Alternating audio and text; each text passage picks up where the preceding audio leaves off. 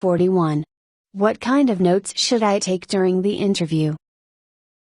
Careful here, the notes that you write on employment applications, resumes, or evaluation forms become part of a candidate's written record and are discoverable documents if subpoenaed. Making personal notes to yourself on yellow stickers count just as much, if not more, than other comments jotted down about an individual's candidacy. So don't use yellow notes in the hopes of removing them at a later date. That's why many companies forbid hiring managers from making any notes whatsoever about candidates. Their logic is that if nothing is written down, the documentation can't later be used against the company to substantiate a claim of discrimination. Unfortunately for the rest of us, being forbidden to write notes on particular candidates makes the selection process that much harder. After all, how can you keep people apart in your mind when you don't have notes to remind yourself of their strengths, weaknesses, and personality?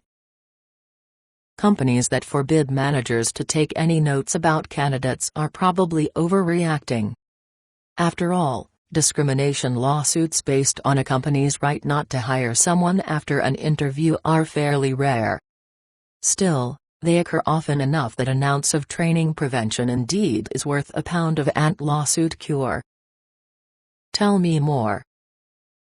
The obvious problems with these comments lie in their subjective nature. They imply that individuals should be precluded from.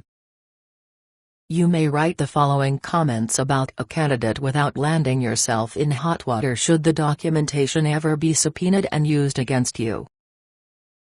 Well-spoken, warm, excellent progression through the ranks at her current company, but had difficulty expressing why she wants to leave her current job.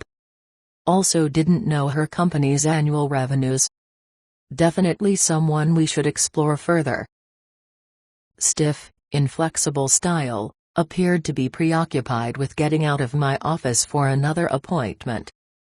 Cold and aloof, almost rude. I'd pass.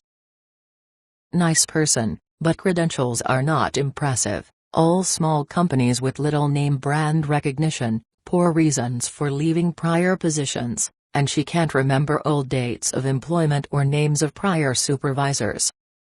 I'd pass. Inappropriately dressed for interview. Used the term orientated rather than oriented several times and kept saying I know as a nervous pause. Wrote see resume on her application. I wouldn't recommend her for our department. Very difficult to understand because he mumbled, poor eye contact and posture. Seemed to have very little self-confidence or self-esteem. Not a good fit for our front desk position. He'd have difficulties dealing with the overly demanding personalities. What kinds of written comments should you avoid? Here are a few that would probably expose your company to unnecessary legal headaches. Looks like he'd have difficulty lifting 30 pounds over his head.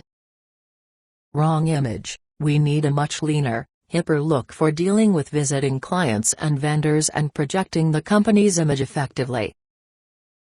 Doesn't think young enough, lacks zest and appeal. Pass. Accent too heavy. It would be difficult to understand her on a daily basis. Acne and weight problems. Don't refer. Employment because of the perceptions of the beholder, rather than because of the individual's lack of talent, abilities, or related experience. Avoid documenting subjective perceptions of people that are not tied to their skills, knowledge, or abilities or to your company's specific business needs.